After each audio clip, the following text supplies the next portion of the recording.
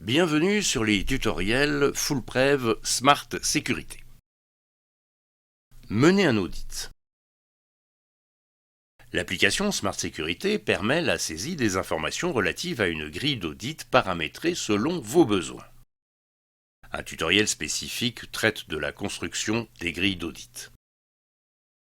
Notre tutoriel serait réalisé à partir de la grille Protocole sanitaire installée d'origine à titre d'exemple. Le bouton Audit donne accès au sous-menu. Démarrer un audit, poursuivre un audit non clos, lancer un audit comparatif, c'est-à-dire un nouvel audit où seront présentés les réponses et constats enregistrés lors d'un audit précédent du même service avec la même grille. Nouvel audit donne accès à l'entête.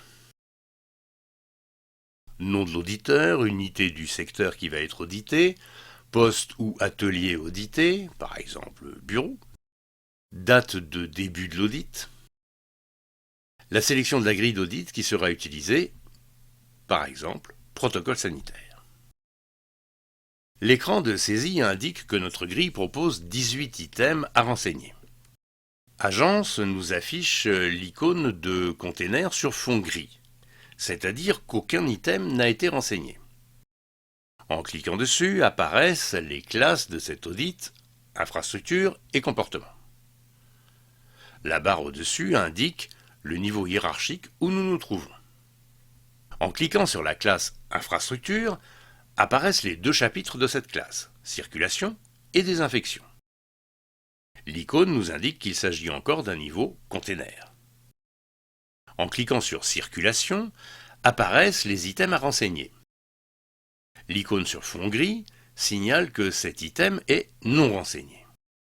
Chaque clic sur ce bouton fera défiler les options possibles. Sans objet, fait, partiellement fait, non vu. Choisissons fait. L'icône bleue, constat, nous permettrait, le cas échéant, de détailler un constat lié à cet item. Le compteur des items à renseigner diminue de 1.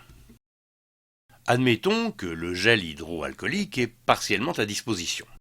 Il manque un distributeur à un endroit stratégique. Sélectionnons partiellement fait et pour éclairer notre choix, entrons un constat. Un bouton permet de recopier dans le libellé du constat le libellé de l'item auquel il est lié. Il est possible d'ajouter photos et croquis. Enregistrons notre constat. L'icône constat de l'item devient rouge, signe qu'un constat y est associé. Un clic sur ce bouton nous ramène à l'édition de notre constat. À tout moment, selon les observations faites, il est possible d'accéder aux niveaux hiérarchiques différents. En cliquant sur la classe, on revient à la sélection des classes. On voit que notre icône infrastructure est passée en orange. Des thèmes sont renseignés, mais pas tous ceux de la classe. Un container entièrement renseigné apparaît sur fond bleu. Il est important de noter que toutes ces données sont stockées temporairement. Les constats liés à l'audit ne seront disponibles à la consultation en liste des constats qu'après la clôture de l'audit. Sur un chapitre spécifique, il arrive que l'on ait à noter une observation un peu plus générale, non forcément liée à un item particulier, mais au chapitre. L'icône Observation permet d'entrer un commentaire et une photo d'ordre général. Vous pouvez interrompre votre audit sans le clore en cliquant sur le bouton Fermer. L'audit n'est pas clos, il est possible de le poursuivre en cliquant sur Poursuivre un audit. À la fin de l'audit, le bouton Clore permettra d'enregistrer toutes les données saisies. L'application prévient si certains items n'ont pas été renseignés, mais autorise néanmoins la clôture. Cette procédure est définitive. Après clôture, l'audit n'est plus modifiable. L'audit réalisé sera disponible dans les listes des rapports.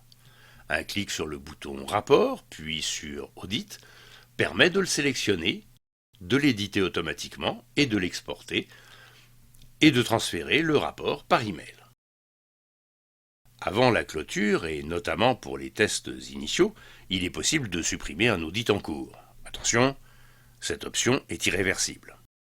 À tout moment, vous pouvez accéder à votre rapport d'audit et aux options d'export par la page Rapport.